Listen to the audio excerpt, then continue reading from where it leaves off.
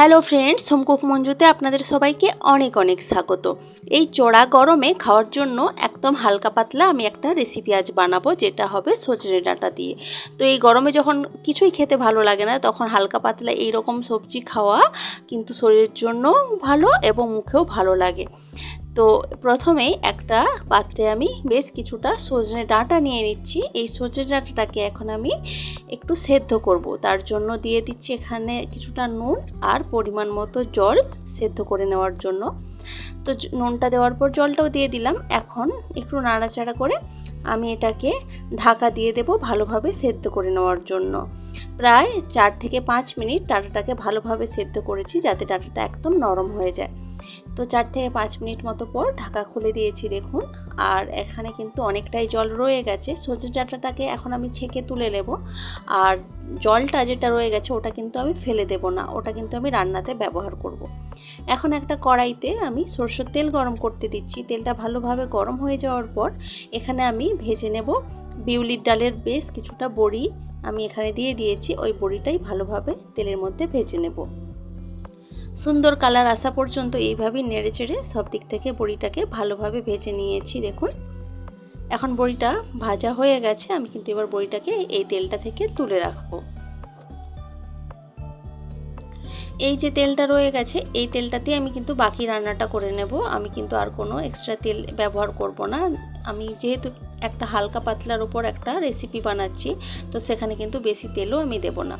তো তেলটা যেটা রয়ে গেছিলো তার মধ্যে আমি ফোড়ন দিয়েছি, শুকনো লঙ্কা, তেজপাতা আর 5 ফোড়ন। ফোড়নটা ভালোভাবে ভাজা হয়ে যাওয়ার পর এখানে আমি মাঝারি সাইজের ডুমো করে কেটে রাখা আলু দিয়েছি, আলুটাকে ভেজে নেওয়ার জন্য। এই তেলের মধ্যে আলুটা ভাজা হলে খুব টেস্টি হবে আলুটাও খেতে, এবং রান্নাটার স্বাদটা অনেকটাই সুন্দর হবে। তো আলুটাকে ভালোভাবে এইভাবেই নাড়াচাড়া করে ভেজে নিচ্ছি।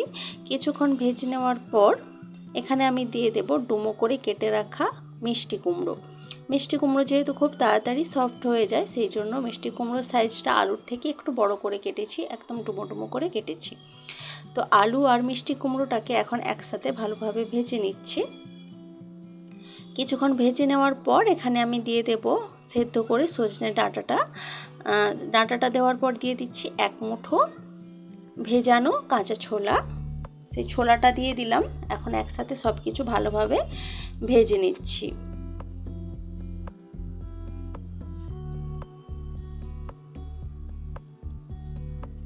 ভালোভাবে কিছুক্ষণ ভেজে নেওয়ার পর এখন আমি এর মধ্যে দিয়ে দিচ্ছি 1/2 চামচ আদা বাটা।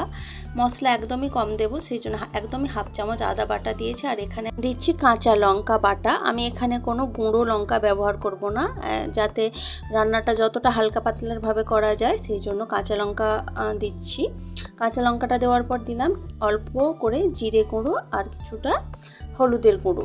তো এই মশলাগুলো দেওয়ার পর আমি সজনে ডাঁটা সেদ্ধ করে যে স্টকটা রেখেছিলাম, সেই স্টকটা থেকে অল্প পরিমাণে দিলাম, যাতে করে কষানোটা ভালো হয়। অল্প একটু জল দিয়ে কষালে কষানোটা অনেকটা ভালো হয়। তো অল্প অল্প জল দিয়েই আমি এখন এই সমস্ত কিছুকে ভালোভাবে কষিয়ে নেব।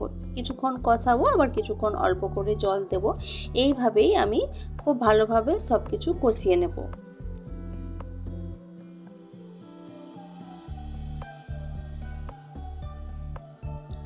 তো ভালোভাবে সব কিছু কষিয়ে নিলাম।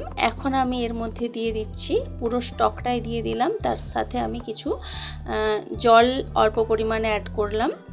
তো অল্প পরিমাণে জল আর স্টকটা দেওয়ার পর সব কিছু একসাথে ভালোভাবে মিশিয়ে নিচ্ছি।